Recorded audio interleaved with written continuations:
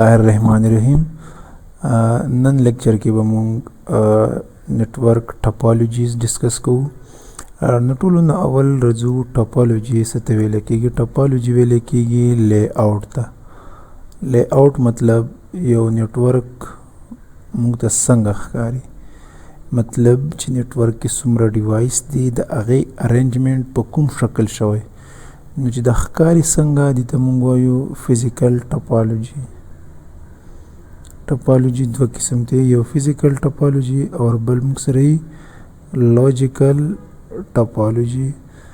اور لاجیکل ټاپالوجي کې موږ ته دا ښیي چې نیټورک کې به ډیټا کوم پیټرن سره فلو کیږي.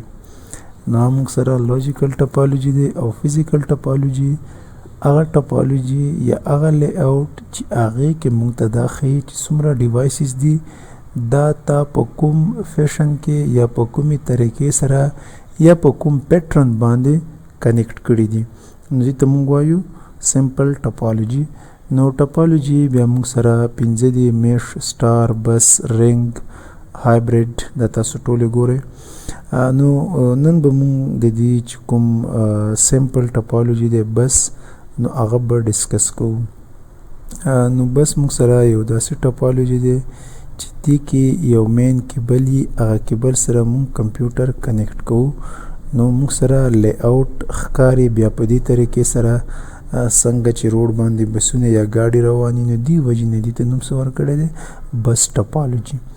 نو بس ټاپالوجي کې مین کیبل وي، هغې سره بیا ورکوټي ډراپ لاین وي، دا دې ځای کې ټیپ وي، هغه ټیپ سره موږ څه کوو؟ ډیوایسز کنیکټ کوو. نو دی ډیټا په همدغه مین کیبل باندې ټرانسمیټ کیږي د یو کمپیوټر نه بل کمپیوټر ته یا د یو ډیوایس نه بل ډیوایس ته. او دی کې د ډراپ لاینز چې دي دا موږ سره لیمیټډ وي. اوس که موږ وګورو چې دا ډیټا څنګه ده، بس ټاپالوجي کار څنګه کی. لیټ سپوز دا کمپیوټر 1 دی، دا ډیټا استي کمپیوټر 2 ته یا 3 ته، دا به خپله ډیټا ورکړي دا کیبل ته یا کمیونیکیشن میډیم ته، دا به دې خوا راوړي. همدې طریقې سره دا ډیټا یو نه بل ته فارورډ کیږي. اوس د دې ایډوانټیجز ګورو د بس ټاپالوجي. دا خو تاسو ته ما وایي چې ټولو نه سمپل ټاپالوجي دی. Easy installation.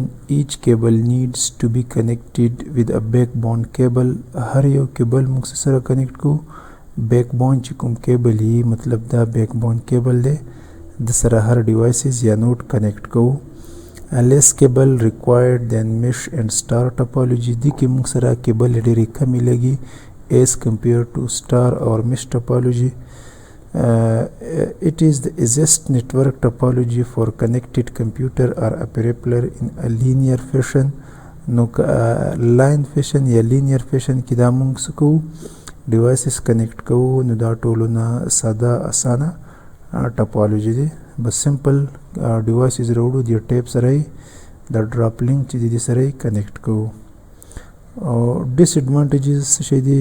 ډیفیکلټ in a fault detection. که دې کې څه مسله راغله نو fault یا trouble shoot لګرانی.